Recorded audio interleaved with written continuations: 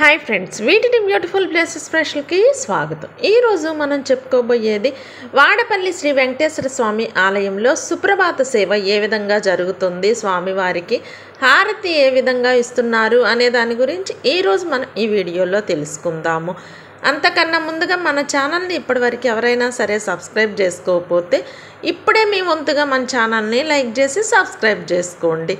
ఏడుకొండలవాడ వెంకటరమణ గోవింద గోవింద అంటూ ఆ స్వామివారి నామస్మరణ చేద్దాము.